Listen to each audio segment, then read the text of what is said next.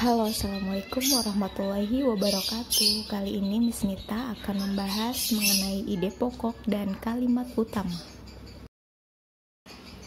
Yang pertama, ide pokok atau biasa juga disebut gagasan utama merupakan ide-ide yang menjadi inti dari sebuah paragraf.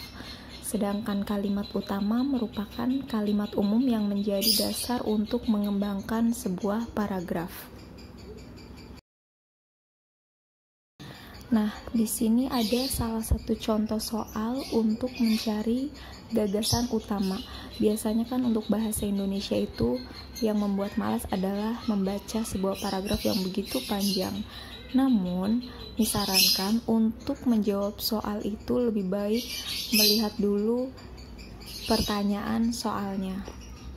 Setelah kita membaca soalnya, barulah kita membaca paragrafnya. Untuk soal ini yang ditanyakan adalah gagasan utama sebuah paragraf. Miss akan kasih tahu caranya untuk mencari gagasan utama. Jadi, sebelum kita mencari gagasan utama atau ide pokok, baiknya kita mencari dulu kalimat utama. Kunci dari kalimat utama itu letaknya ada di A, B, dan C. A itu berarti awal paragraf, jika B adalah belakang atau akhir paragraf, dan campuran, bisa di awal dan di akhir. Oke, sekarang jika kalimat utama berada di awal paragraf, maka yang kita lihat adalah di kalimat kedua terlebih dahulu. Jika di kalimat kedua itu ada yang namanya repetisi atau pengulangan kata, berikutnya kata rujukan, ataupun kata ganti, maka kalimat utama ada di awal paragraf. Selanjutnya, bagaimana jika kalimat utama itu berada di belakang atau akhir paragraf? Nah, gampang. Kita tinggal lihat saja kalimat akhir paragrafnya. Jika di kalimat itu ada yang namanya simpulan, seperti jadi, oleh karena itu, oleh sebab itu, maka kalimat utama berarti ada di belakang atau akhir paragraf. Sekarang kita lihat kembali soal yang tadi ya, bagaimana kita mencari gagasan utama. Kita cari dulu nih kalimat utamanya yang mana ya, apakah di awal, apakah di akhir, ataukah campuran awal dan akhir. Kita baca dulu ya, kini ada ratusan jenis teh yang bisa dinikmati. Nah, selanjutnya kita lihat kalimat keduanya. Bahan bakunya juga tidak hanya dari daun teh, tetapi juga berbagai jenis buah seperti apel, stroberi, dan campuran bermacam buah. Di situ ada katanya yang berarti sebuah rujukan. Salah satu ciri itu bisa menyimpulkan bahwa kalimat utama berada di awal paragraf.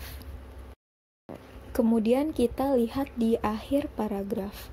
Akan tetapi, secara umum ada 3 jenis teh yang dikenal, yaitu teh hitam, teh oolong, dan teh hijau. Nah, di sini ada kata secara umum ada 3 jenis teh, berarti itu merupakan kalimat simpulan. Ternyata di akhir paragraf pun ada yang namanya kalimat utama.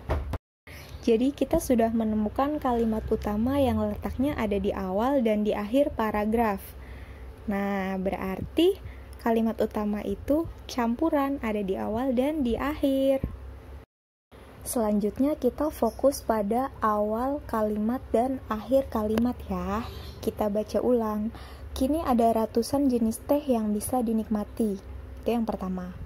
Selanjutnya, akan tetapi secara umum ada 3 jenis teh yang dikenal, yaitu teh hitam, teh oolong, dan teh hijau. Sekarang barulah kita menentukan jawabannya. Kira-kira jawaban A betul nggak ya? Di situ ada bahan baku teh, sedangkan di kalimat awal tidak ada yang membahas bahan baku. Berarti salah ya yang A. Sekarang kita lihat yang B, bahan campuran teh. Nah, di situ juga nggak ada tuh yang namanya bahan campuran teh. Jadi yang B pun salah. Selanjutnya yang C, kenikmatan jenis teh. Masih tidak nyambung. Yang terakhir adalah D, jenis-jenis teh. Nah, di sini baru nih Benar, karena di situ membahas kini ada ratusan jenis teh. Kemudian yang terakhir, secara umum ada 3 jenis teh. Berarti jawabannya adalah D.